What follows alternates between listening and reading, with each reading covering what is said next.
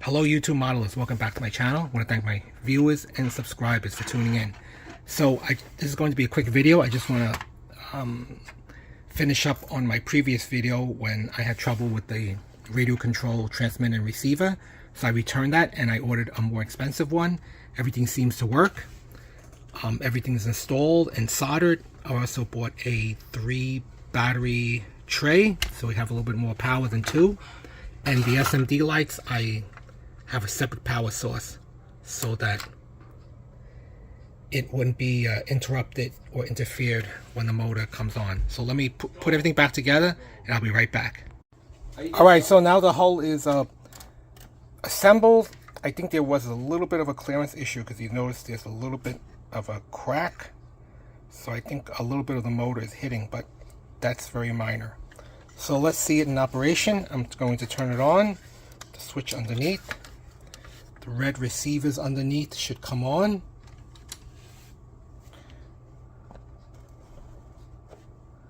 I'm going to put the power on for the transmitter. So let's see it go. Going forward.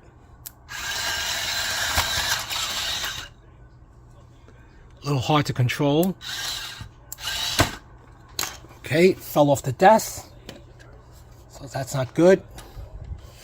For the most part, it's continuous, it's not jerky, so the transmitter is sending a constant message.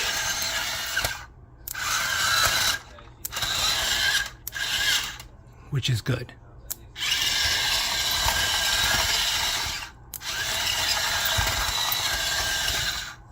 So let me remove these and see how it maneuvers. But for the most part, it's fully functional. So I back it up so you can see it. Do a left reverse. Go forward. It can actually do a soft turn. Or you could do a hard turn. That's a hard turn. Or a soft turn. Where only one side moves. Let me try to figure it out. It's not a joystick, so it's a little hard. See, notice how the left side doesn't move. This tread doesn't move. But if you want to make it turn faster, you can.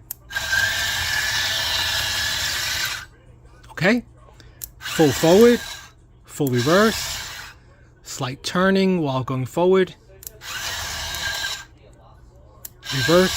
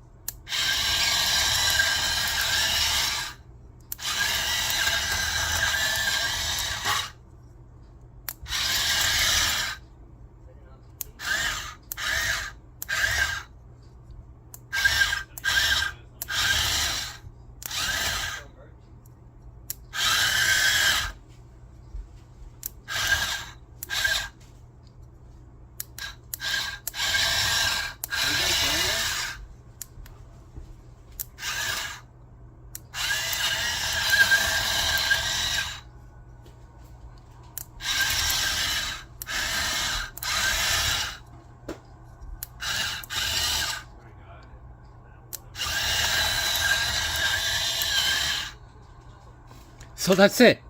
So let me shut everything off and I'll be right back.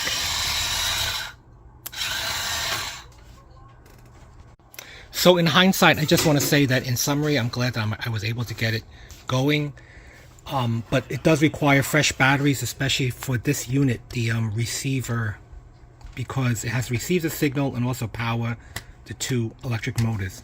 The transmitter, I mean, you need fresh batteries, but not as bad as this one. That's why I bumped it up from 2 batteries to 3 batteries. So in summary, I'm glad that I was able to get it working. It's a personal accomplishment to turn it into a radio control or RC unit, but the more complicated you make things, the more things that can go wrong, as you can see from my last video. When you buy a cheaper transmitter receiver, it doesn't quite work. This one was a little more expensive, but it works. But it adds to the cost, it adds to the complexity, and more things can go wrong. But I'm glad that I was able to get it going.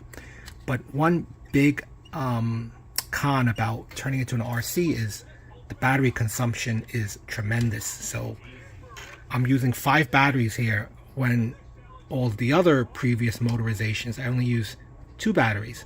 So you're gonna go through a lot of batteries. So 5 batteries versus just twin motorized with 2 batteries.